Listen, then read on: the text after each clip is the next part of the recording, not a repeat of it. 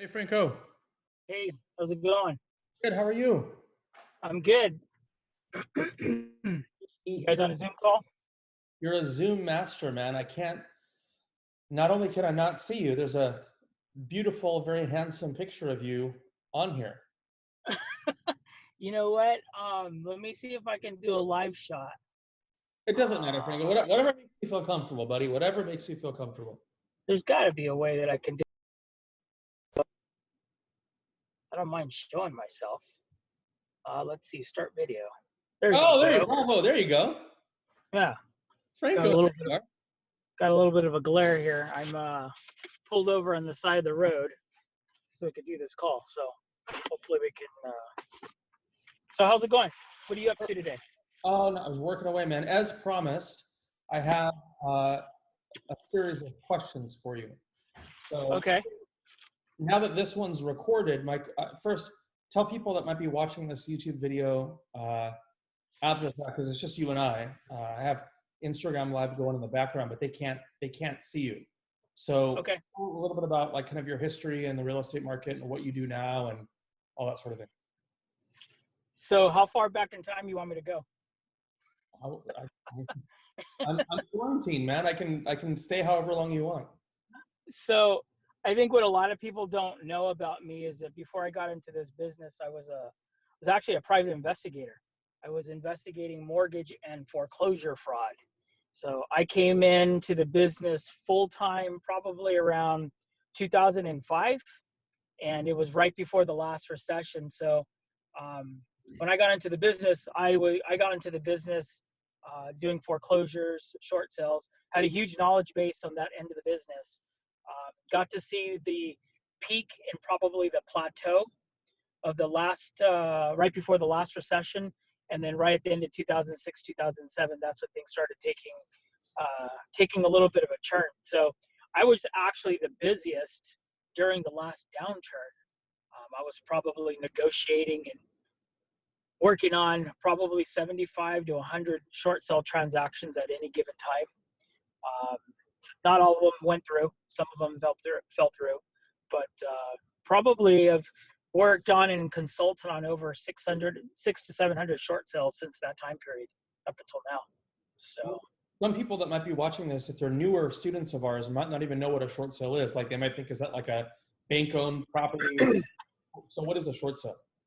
So a short sale, basically, you have a homeowner who owes, let's say, $500,000 on their home, and the market's taken a hit, and now their house is worth, let's say, $300,000, and they can't afford it because interest rates gone up, they've lost their job, whatever the case may be. They've suffered a financial hardship, and now there's a $200,000 deficit difference there. So I would go to the bank and ask the bank if they would discount the difference of that 200,000 in order to allow the homeowner to come out from underneath that debt and sell the property. At one point in time, it was just merely a release, and the homeowner was still obligated to pay back that difference. And then in 2000, I think in 7 is when a few laws were passed. And now once a bank agrees to a short sale, they have to forgive that difference. So basically helping homeowners get out from underneath the debt of their homes. So didn't see too many of that in the last couple of years, but with the way things are turning, we might see a few more short sales in the next couple of years. Do you think, what is that, Senate bill? What was that bill again? 590 something E or whatever? California Civil Procedure 540E or something like that. Yeah, it's been a while. Wow, you're really jogging my memory here. That's what it is, man. Yeah. That's what it do in this Yeah. changing times. Yeah.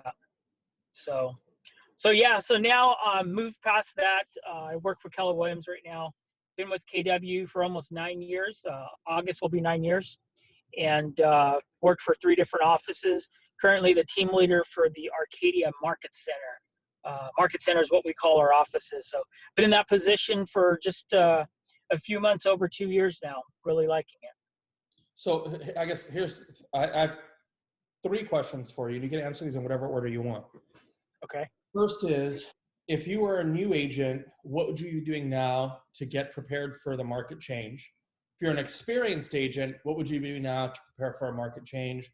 And the third thing is that do you think prices will drop more, less, or unknown between now and '08?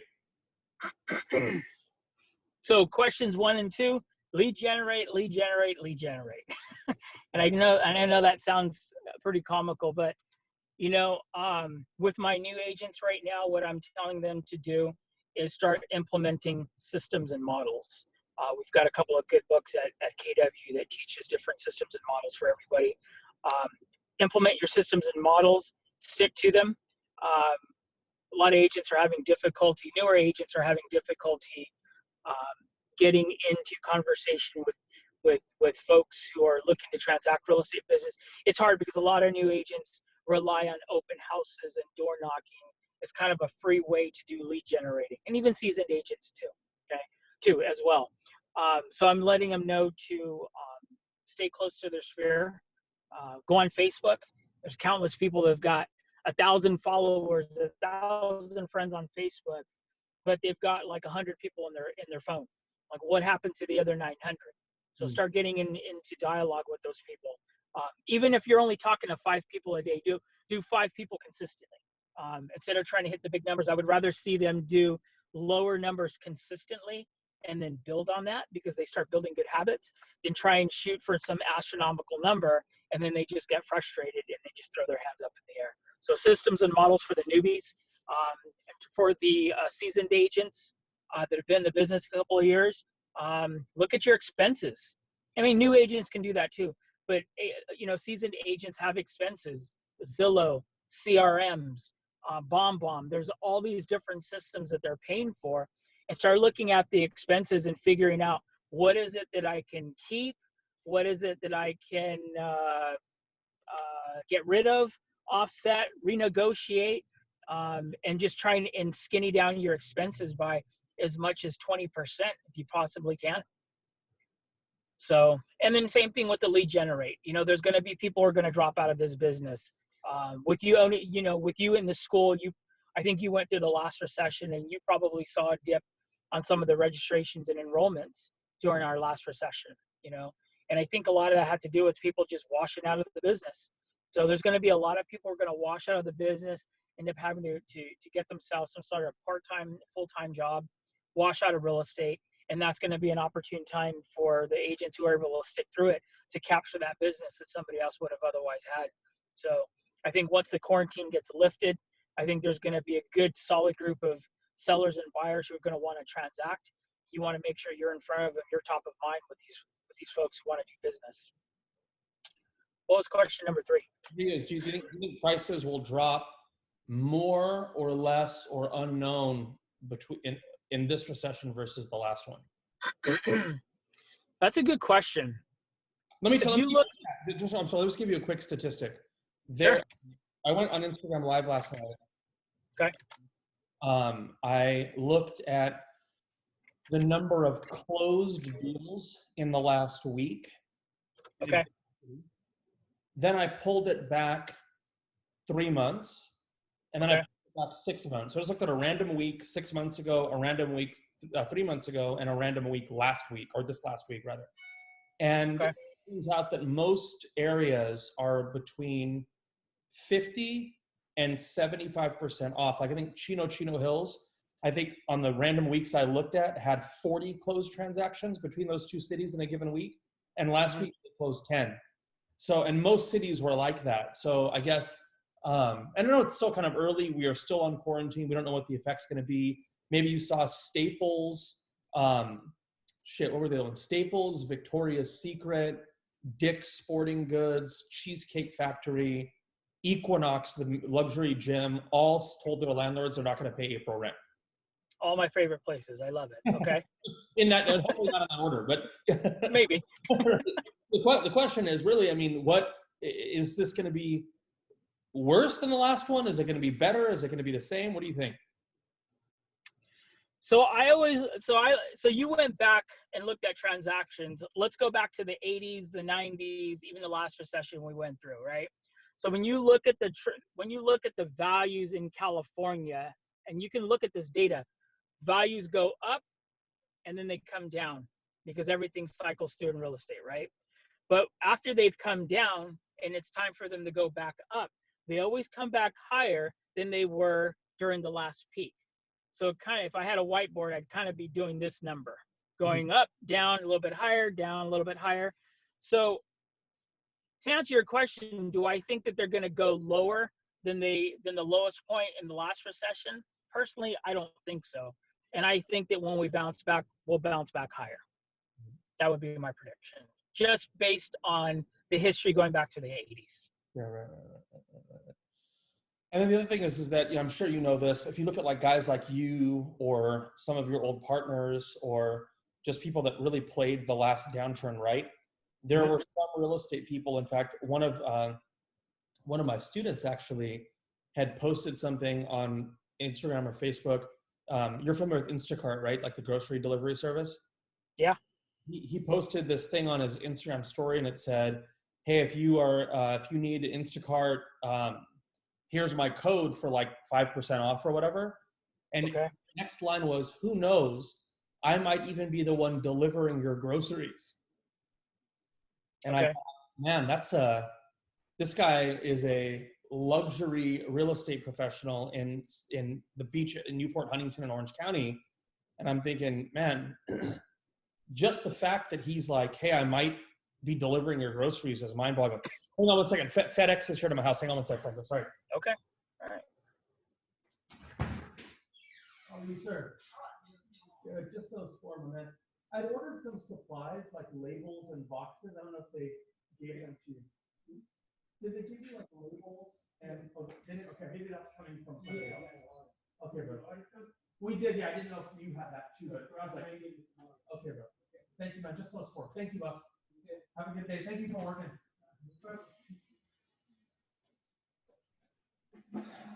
Sorry about that. My house is now the hub of book shipping for the school. So we have boxes in my front yard. It's a weird thing. But yeah, so I was freaked out that this guy was like, yeah, I might be the one delivering your groceries. I thought I was like, holy shit, that's a change. Right. But the reason I bring that up is that you, your old partners, your old business, all this, you guys found a way to like actually make a lot of money in a Yeah, we did. We did. I mean, if my numbers are correct, we were probably we had a small operation, maybe 2-3 people, and we were cranking them out. We closed maybe $20,000-$30,000 in commissions a month. And that was based on us taking about 25 to 30% of another agent's commission for processing and negotiating a deal. So do the math on that. You can probably figure out what the volume was there. But yeah, we did. We were busy. We were really busy. Yeah. So I guess my question is, what are you telling yours? Oh, here's a question for you. I talked to an agent from Compass this morning in Beverly Hills, and I said, imagine this scenario. You get a call from a buyer today. Buyer says, I found this house on Zillow. It's 1.2 million in Brentwood, condo, townhouse, whatever. Can I go see it? How do you handle that as an agent? How do you handle that buyer inquiry? And I guess I would ask you that if one of your agents said, hey, Franco, somebody hit me up on Facebook, Instagram, Twitter, my email, my website, and they say they want to go look at this house, but I'm concerned how I can show it.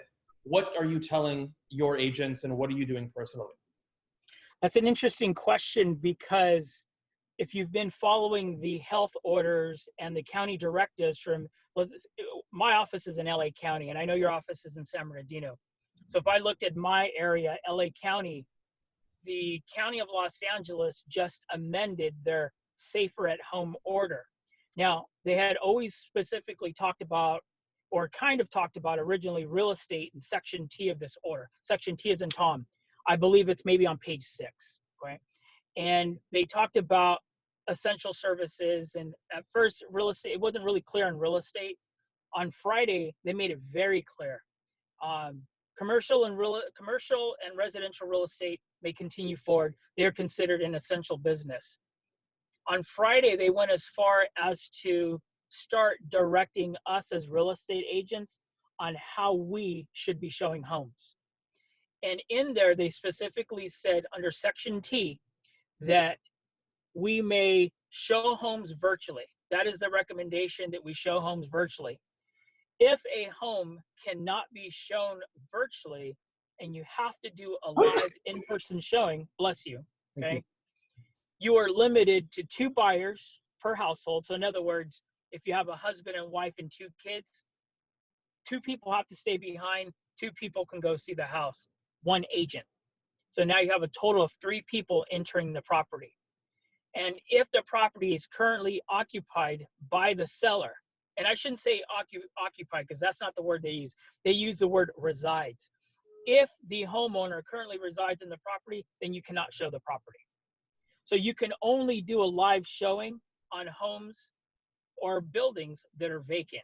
Anything that's occupied or by the seller, you can't show them. So to answer your question, we're directing our agents to follow the safer at home orders, because I'll give you an example, city of Arcadia, where our office is located, they're advising that if we don't follow the safer at home orders, it's a misdemeanor punishable by a $500 fine.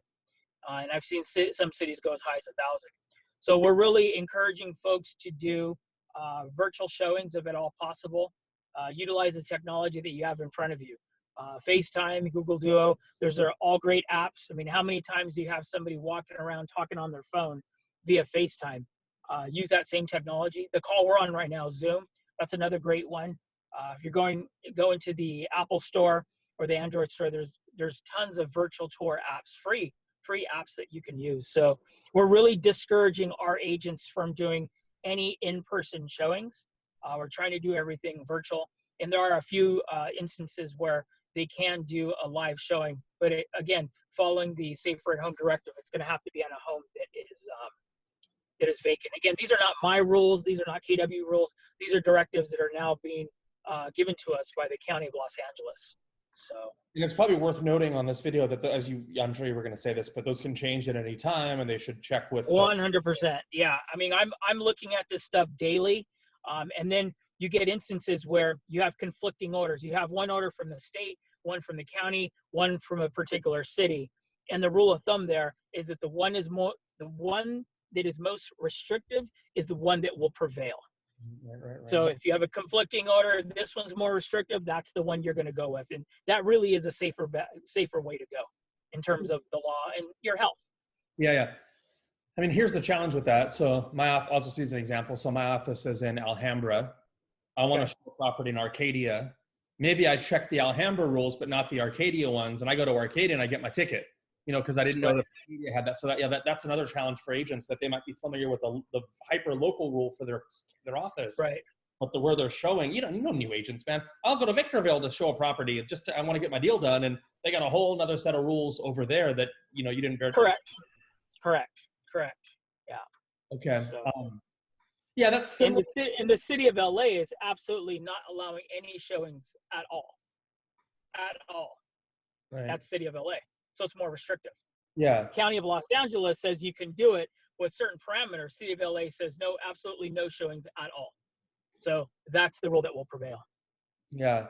And I just cringe, by the way, at all these real estate companies that don't have leadership that's keeping folks abreast of the changes. They don't have a real manager. They got a rent a broker scenario, and their agents are just out there freaking like the wild, wild west. And God forbid someone gets sick or something happens, and it's like everybody that showed that house is now in trouble. I mean, you could see this going sideways real quick if there's not leadership that knows what they're doing. Absolutely. We do a team meeting every Monday, and we're probably out of an hour team meeting, we're probably spending about 25 to 30 minutes just on the legal stuff, because that, like you said earlier, everything keeps changing.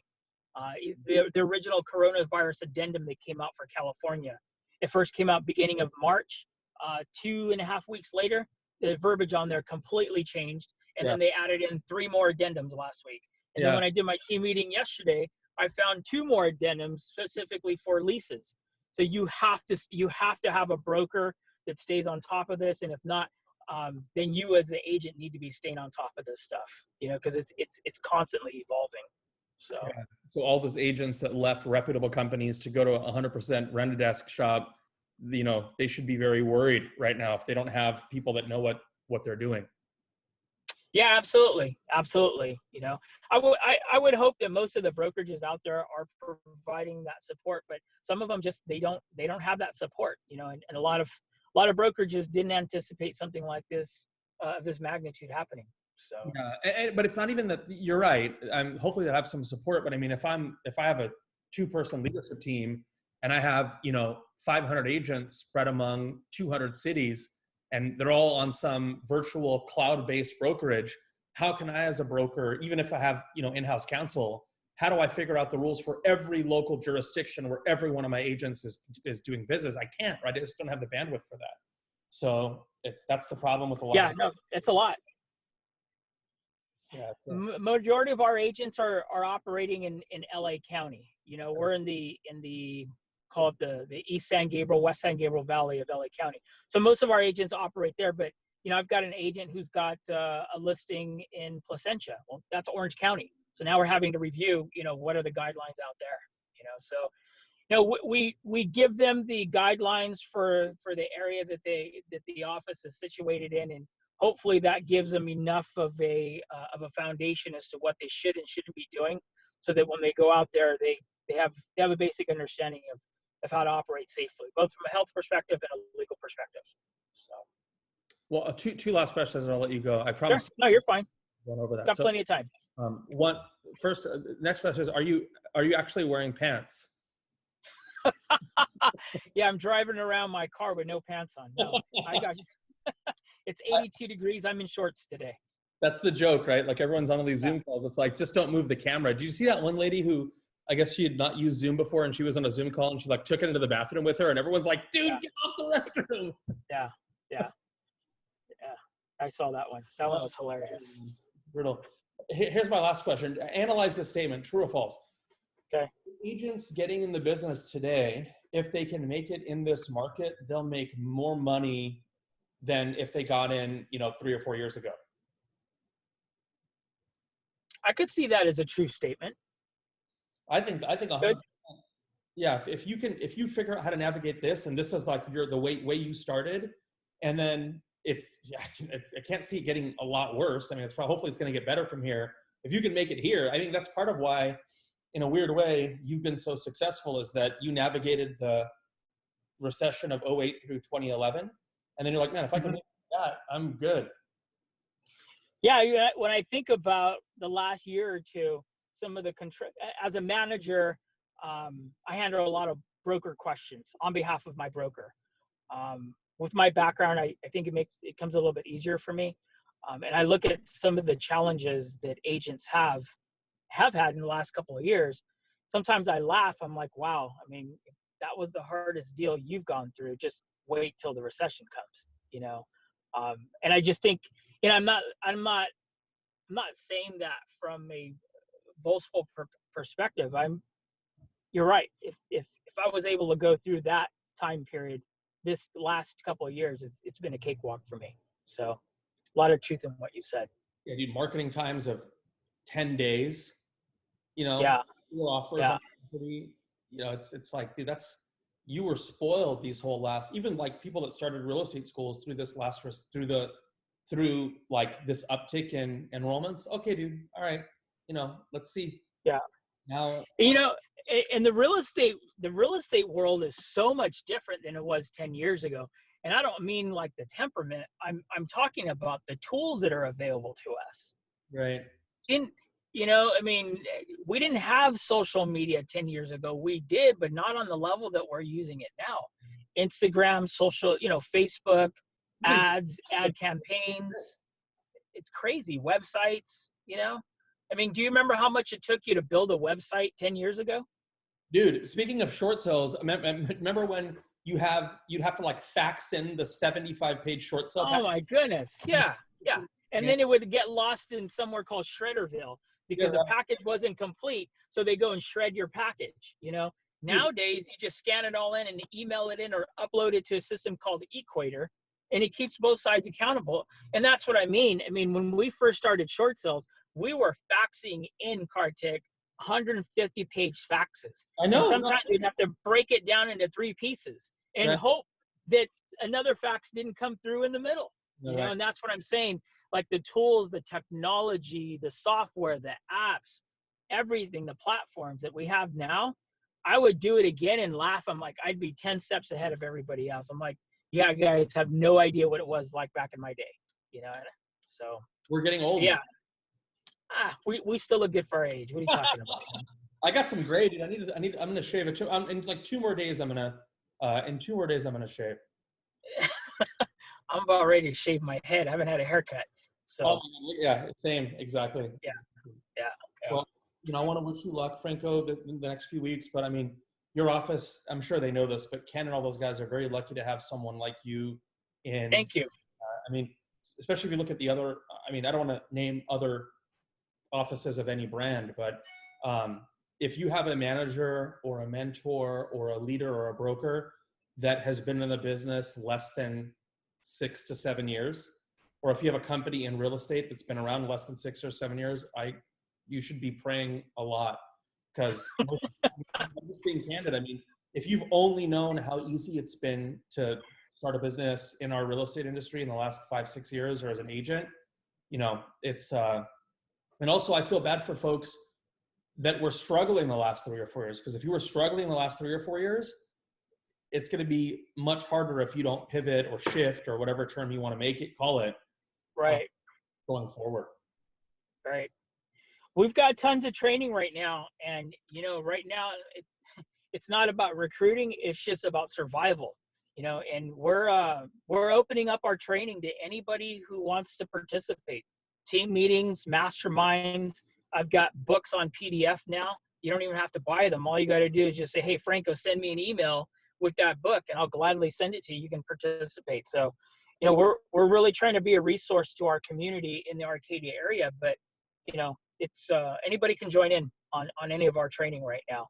We're just trying to be that resource to the real estate community and help everybody out, So, the offer's on the table. If anybody wants to join any of our training, they can get a hold of me and I'll gladly give them a copy of our training calendar. Do you mind if I put your Instagram in the description box with a link to it then? Yeah, that's fine. They can direct message me or just find me at the Keller Williams Arcadia. You want me to give my number right now?